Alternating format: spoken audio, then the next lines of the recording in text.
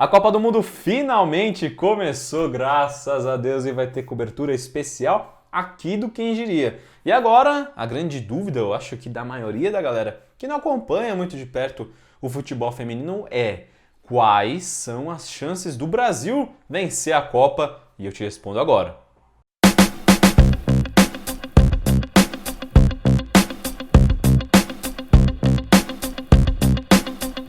Seja bem-vindo, eu sou o Lucas Kenji, esse é o Quem Diria, o canal dedicado ao esporte olímpico.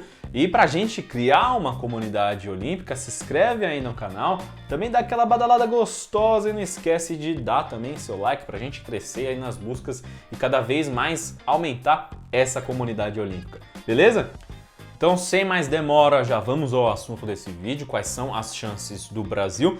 Para eu dar essa resposta, vou contextualizar o grupo do Brasil, né? Qual vai ser o desafio que o Brasil vai ter pela frente? No nosso grupo a gente tem Jamaica, que é o jogo inaugural, também temos Austrália e Itália. Contra a Jamaica vai ser um jogo bem difícil, por ser estreia, porque a Jamaica é uma incógnita. Ela passou aí pelo grupo da CONCACAF, que reúne os times do Caribe e da América do Norte, onde os Estados Unidos são potência e o Canadá também. Então essas duas seleções quase sempre são presentes em Copas do Mundo.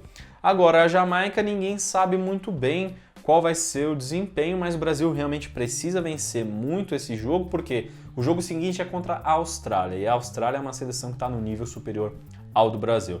Inclusive, a Austrália já venceu o Brasil por 6-1 em amistoso, e também nos últimos amistosos de preparação, o Brasil pegou de novo a Austrália e perdeu por 2-1. Então é de suma importância vencer o primeiro jogo contra a Jamaica, porque aí esse jogo contra a Austrália a gente já não contaria muito com ele. Agora o outro é decisivo, porque é contra a Itália.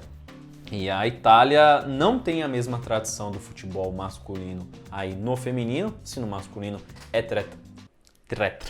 se no masculino é tetracampeã mundial, no feminino já faz aí 20 anos que a Itália não disputa uma Copa, mas tem investido bastante. O clima na Itália é pró-mundial, a galera tem falado muito disso, então vai ser um adversário aí difícil de ser batido. Mas eu destaco ainda que o Brasil tem sim time para vencer essas seleções. É uma seleção que se conhece muito, é a mesma base que disputou as Olimpíadas do Rio de Janeiro em 2016 e ficou na quarta colocação, e depois se classificou para a Copa do Mundo vencendo a Copa América. A Copa América é que é classificatória para a Copa do Mundo. No caso do feminino a gente não tem eliminatórias, tá? Então vale destacar isso para a gente ver que o Brasil venceu todos os 7 jogos da Copa América. Então temos sim uma seleção talentosa que tem como base a Marta, que é a melhor jogadora do mundo pela FIFA, mas temos ainda a Cristiane, que é muito experiente, assim como a Formiga, e também jovens valores, que também já tem uma certa rodagem. Estou falando aí da Andressinha, a Andressa Alves, a Bia Zanerato, que são jogadoras do meio para frente, mas na zaga ainda tem uma base boa. Uma coisa que eu esqueci de falar, que esse jogo que está passando aqui atrás, é da última final da Copa do Mundo, tá? Na qual os Estados Unidos golearam o Japão. Foi uma vingança, porque na Copa anterior o Japão tinha ganho dos Estados Unidos também na final, aí os Estados Unidos deram um troco em 2015. Bom, agora eu vou falar sobre o ponto negativo aí dessa seleção. Pode ser considerado negativo, na verdade é mais um ponto de atenção, que é justamente o comando. É do Vadão, que é um cara que conhece futebol feminino, já foi técnico da seleção em outra Copa, também foi o técnico das Olimpíadas, foi o técnico da Copa América, que o Brasil fez uma boa campanha, mas a volta dele para a seleção significa um certo retrocesso, porque após os Jogos Olímpicos de 2016, o Brasil teve a Emily Lima como técnica, que é a atual técnica do Santos e já é uma técnica vitoriosa aqui no Brasil. Foi a primeira técnica mulher da seleção e ela não durou um ano.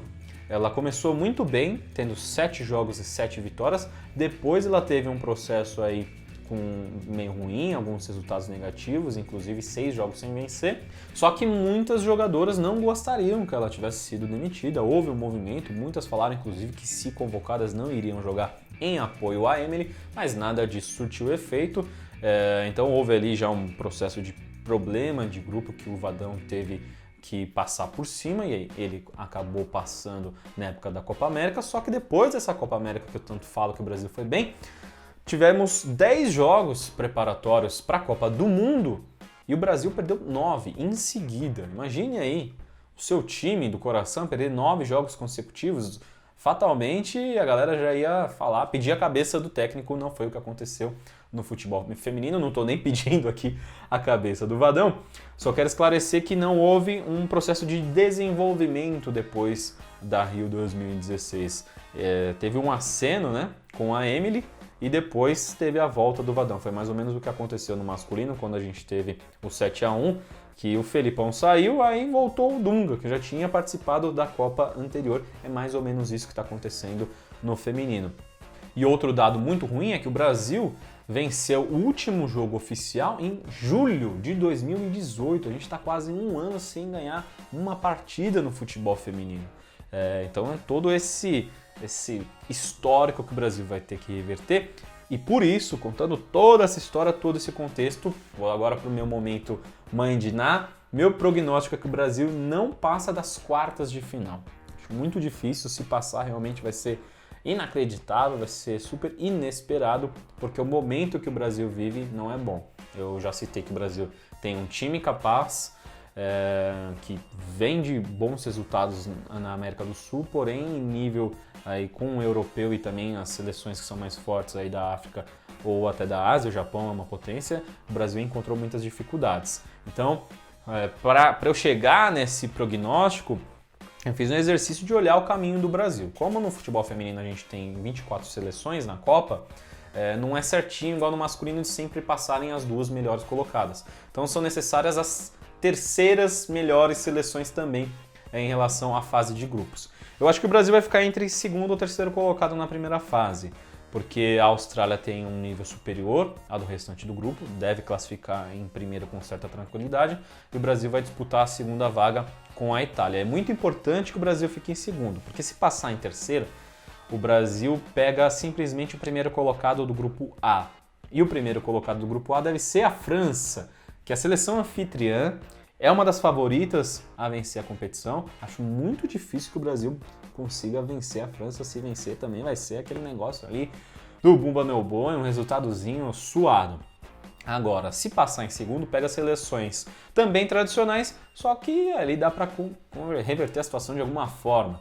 A Noruega é do grupo da França também, deve ficar em segundo lugar, é uma seleção tradicional, campeã do mundo, participou de todas as Copas do Mundo, mas não está com a sua melhor jogadora, a Ada Hegerberg, que é a melhor jogadora do mundo pela France Football, que recebe aquele tradicional prêmio Bola de Ouro. Ela é a melhor do mundo, mas não vai disputar a Copa porque ela não disputa jogos pela seleção. Isso aí é papo para um outro vídeo, para uma outra conversa também via redes sociais.